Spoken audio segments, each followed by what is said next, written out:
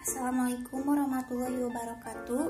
Perkenalkan, nama saya Mina Pertiwi. Di sini saya akan menjelaskan cara pemeliharaan hewan percobaan beserta rute pemberian obatnya.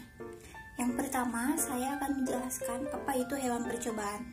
Hewan percobaan atau juga disebut hewan laboratorium merupakan hewan yang dengan disengaja dipelihara dan juga diternakan, yang dimaksudkan untuk digunakan sebagai hewan model.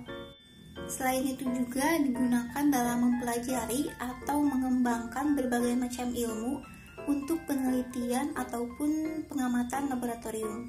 Di dalam penelitian ada beberapa macam hewan yang biasa digunakan untuk penelitian, yaitu seperti mencit, tikus, dan primata. Namun tidak sembarang hewan uji bisa digunakan karena hewan uji harus memenuhi kriteria hewan uji tersebut. Yang selanjutnya yaitu BCS. Apa itu BCS? BCS atau Body Condition Scoring merupakan salah satu metode yang digunakan untuk melihat penilaian kondisi tubuh klinis hewan uji tersebut. BCS merupakan penilaian yang cepat, non-invasif, dan efektif dalam menilai kondisi fisik hewan. Penilaian nilai BCS yaitu 1, BCS nilai 1 atau mencit kurus. Tulang tubuh sangat terlihat dan jika diraba tidak terasa adanya lemak atau daging. Yang selanjutnya yaitu BCS nilai 2 atau mencit di bawah kondisi standar, tikus tanpa kurus dan tulang masih kelihatan jelas.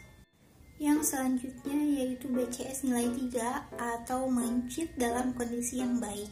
Tubuhnya tidak nampak tonjolan tulang, namun terasa cukup tulang. Yang selanjutnya yaitu BCS nilai 4 atau mencit di atas kondisi standar. Tubuh tidak tampak adanya benjolan tulang-tulang. Yang terakhir yaitu BCS nilai 5 atau mencit obesitas. Sudah sangat sulit meraba tulang-tulang pada tubuh. Pada percobaan, biasanya menggunakan mencit dengan nilai BCS 3 dan 4, karena kondisi tubuh hewan mencit yang cukup baik. Untuk pemeliharaannya, perlu diperhatikan pada kondisi bangunan atau kandang mencit tersebut tidak terlalu lembab dan menghasilkan peredaran udara yang baik. Yang selanjutnya yaitu tersedianya makanan dengan cukup, karena jika berlebihan tidak akan baik dan mengakibatkan obesitas pada mencit. Kebutuhan air juga perlu diperhatikan, usahakan tidak terlalu tinggi kandungan, serta menggunakan air yang bersih. Penerangan juga diperlukan sekali, terutama dalam pengaturan proses reproduksi hewan. Kelembapan dan temperatur ruangan juga perlu diperhatikan. Untuk temperatur ruangan direkomendasikan pada suhu 30 derajat Celcius. Yang terakhir yaitu keamanan. Untuk menjaga hewan uji jangan sampai terjadi infeksi penyakit baik dari hewan ataupun manusia. Selanjutnya yaitu rute pemberian obat pada hewan uji terdapat 5 cara. Yaitu 1. Pemberian obat secara oral. Obat diberikan secara oral menggunakan sonde oral dengan ditempelkan pada langit-langit mulut mencit, kemudian dimasukkan secara perlahan-lahan sampai ke esofagus, lalu obat dimasukkan. Yang kedua yaitu pemberian obat dengan cara subkutan. Obat diberikan dengan cara disuntikan pada bagian bawah kulit mencit. Yang ketiga yaitu pemberian obat secara intrapena. Pertama-tama, mencit dimasukkan ke dalam kandang restriksi dengan ekor yang menjulur keluar. Kemudian ekor tersebut dicelupkan pada air hangat agar pembuluh ekor mengalami dilatasi.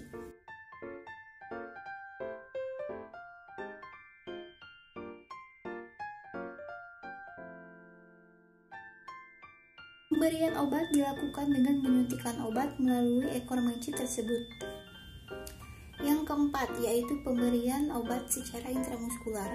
Obat disuntikan pada bagian paha atau otot mencit tersebut. Yang terakhir yaitu pemberian obat secara intraperitoneal. Dengan menyuntikkan obat pada bagian abdomen, jangan menyuntik terlalu tinggi karena menghindari terjadinya penyuntikan pada hati. Selanjutnya yaitu absorpsi. Absorpsi adalah perpindahan obat dari tempat pemberiannya ke dalam pembuluh darah. Biasanya, obat yang paling cepat diabsorpsi oleh hewan uji yaitu dengan rute pemberian obat secara oral, di mana obat masuk ke dalam mulut, turun ke kerongkongan, dan masuk ke dalam lambung. Dan sebagian besar penyerapan obat terjadi melalui usus. Sekian dari saya, maaf bila ada kata-kata atau bahasa yang kurang dipahami karena saya masih dalam tahap proses belajar. Terima kasih untuk waktunya. Wassalamualaikum warahmatullahi wabarakatuh.